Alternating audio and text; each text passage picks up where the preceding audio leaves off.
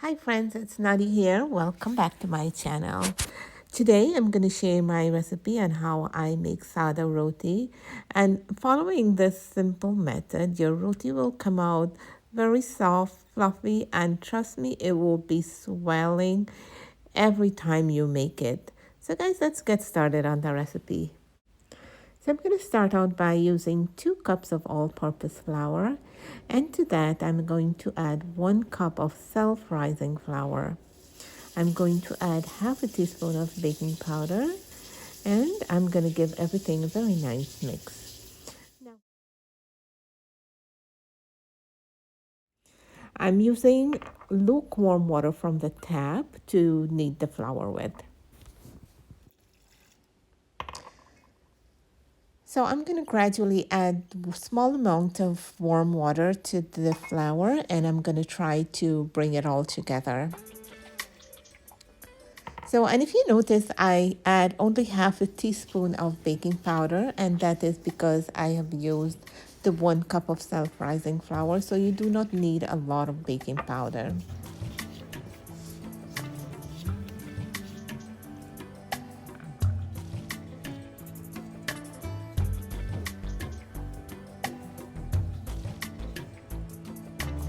So right now I'm just trying to bring everything together, and at this point I'm not doing any kind of heavy kneading. I'm just trying to get it all together.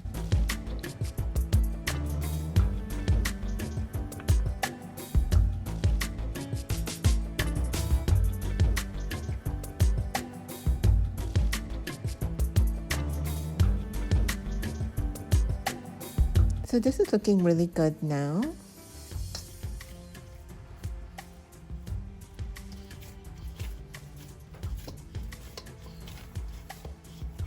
Now that my dough has come together, I'm going to start kneading it.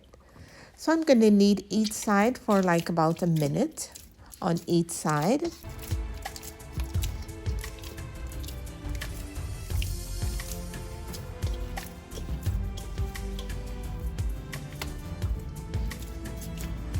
And at this point you can use water as needed.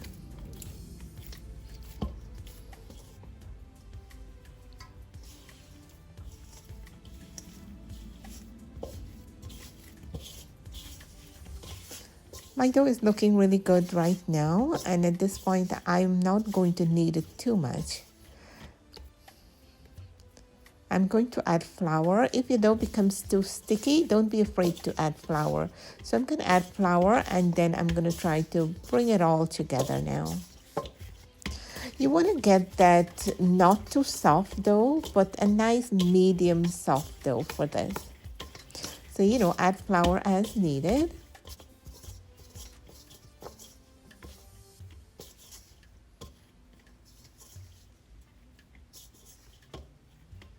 Now notice how I'm doing it in a circular motion, but I'm not putting any pressure into the dough anymore.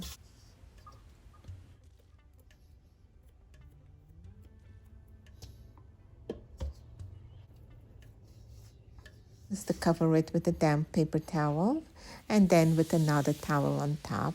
So I'm going to leave this to rest for like about 15 minutes. So friends, it has been like about 15 minutes, so we're going to move on to the second step, which is we're going to divide our dough.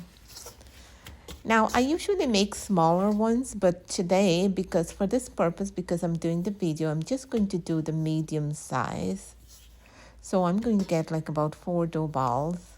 If you're doing it smaller, you should get like about 5.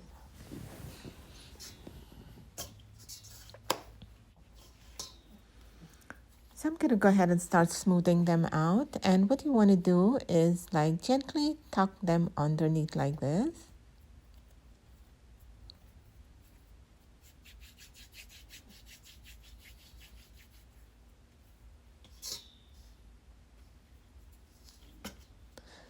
So friends, I'm just going to do one more just for you to see how it's done.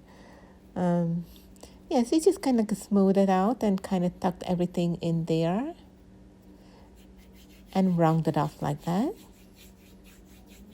And once you're finished, sprinkle some flour in it so it wouldn't stick together. And the dough is medium soft, it's smooth, and that's what we're looking at. So I'm all done. Cover it and give it another 10 minutes. So it has been like about 10 minutes. So we are going to start cooking our roti.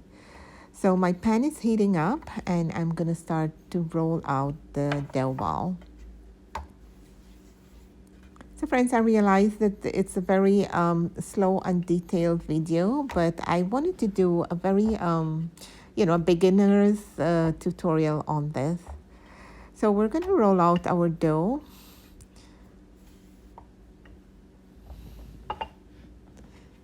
And as you can see, the thickness is just like about 1/4 of an inch. My pan is heating up, so we're going to start cooking it. We're going to place our roti on the heated pan. Once you see those tiny bubbles forming, then it's about to flip your roti. So I'm going to turn it on the other side and let it cook for like about a minute or so. Sometimes maybe less than a minute, depending on how heated your tawa or pan is. So this is looking really good. So I'm letting the other side cook for a little bit more. And I have my special device here that I'm going to put it on the fire to swell the roti.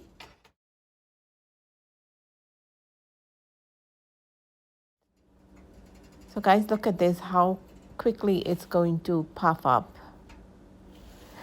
I got this device from an Indian store and they sell it like most Indian stores have them. And, it's a really good thing to have. It makes life so much easier. If you do not have one of this, then what you can do is that you can pull your tawa aside and sometimes it will swell on the pan itself.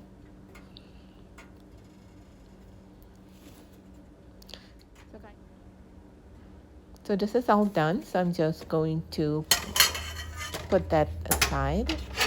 I'm going to put my pan back on and let it heat up back for like about 15 seconds before putting your second roti on it. You see the bubbles? Once you see the bubbles, then time to flip it.